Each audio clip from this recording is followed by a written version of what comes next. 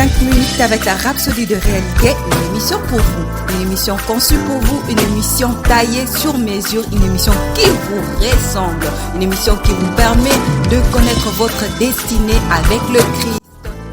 Bonjour, bienvenue dans notre émission 5 minutes d'édification avec la Rhapsodie de réalité. Aujourd'hui, dimanche 25 août 2019, notre homme de Dieu partage avec nous sur le thème « Il parle toujours ». Dans le verset d'ouverture est Apocalypse chapitre 3 au verset 20 qui dit « Voici je me tiens à la porte et je frappe. Si quelqu'un entend ma voix et ouvre la porte, je rentrerai chez lui. Je souperai avec lui et lui avec moi. » Parfois, peut-être lors d'une réunion entre frères et sœurs, dans l'attente d'une parole de prophétie, d'une vision ou de la démonstration du don de l'esprit, certains deviennent perplexes quand ils n'éprouvent pas une telle expérience. Cependant, en 1 Corinthiens 14, 32, donne une idée de ce que le problème pourrait être parfois. Il dit, souvenez-vous que les personnes qui prophétisent ont le contrôle de leur esprit et peuvent attendre leur tour. Si vous avez ou quelqu'un a une parole de prophétie et ne veut pas la partager, Dieu n'a rien à voir avec ça. Il n'est pas à blâmer. Souvent les gens disent, si Dieu me donne une parole de prophétie, il doit prendre en charge mes facultés vocales et la laisser sortir. Ce n'est pas comme ça que ça marche. Vous avez un rôle à jouer. Le fait que vous ayez une parole de prophétie pour exhorter, édifier, reconforter les autres n'annule pas votre propre volonté de parler ou de choisir de ne pas parler. Nous devons toujours faire preuve d'audace et d'intelligence spirituelle pour saisir les signaux de Dieu et déclarer ce qu'il nous dit. Il parle toujours, mais vous devez entraîner votre esprit à devenir sensible à lui et toujours être à l'écoute de sa fréquence.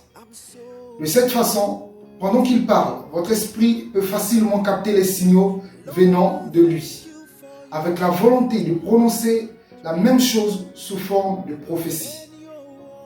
Ce n'est pas suffisant de savoir l'entendre avec votre cœur. Vous devez aussi apprendre à déclarer ces paroles. Donc, ne vous taisez pas et ne supprimez pas lorsque des paroles de prophétie bouillonnent en vous. Si vous êtes en assemblée générale, attendez le moment opportun et indiquez que vous avez une parole. Ou, lorsqu'on lance un appel à savoir si quelqu'un a une parole, n'hésitez pas à faire savoir que vous en avez. Vous pouvez être invité à l'écrire, cependant, respectez les directives des responsables de la congrégation.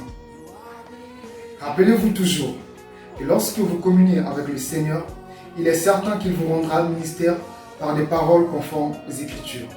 Mais vous devrez exprimer ces paroles qu'il a mises dans votre cœur par la foi. Voir Romains 12. Bien-aimés, quand le Seigneur vous met à cœur une parole, ne la laissez pas mourir en vous. Si ça ne vous est pas destiné, c'est certainement destiné à quelqu'un de votre entourage.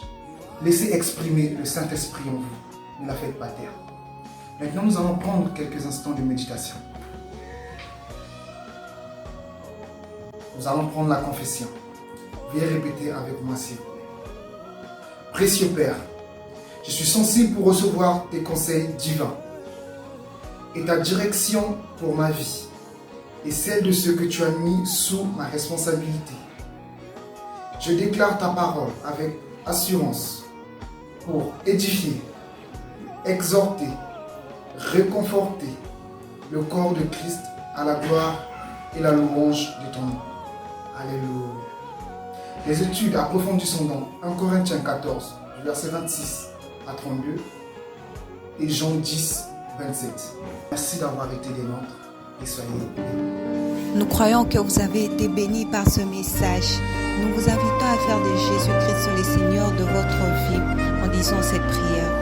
Seigneur Jésus, viens dans mon cœur et deviens le Seigneur de ma vie. Je reçois la vie éternelle dans mon esprit. Et selon Romains 10, 9, si tu confesses de ta bouche le Seigneur Jésus, et si tu crois dans ton cœur que Dieu l'a ressuscité de mort, tu seras sauvé. Je déclare que je suis sauvé, je suis né de nouveau, je suis un enfant de Dieu. Maintenant, j'écris ce qui demeure en moi. Félicitations, vous êtes maintenant un enfant de Dieu.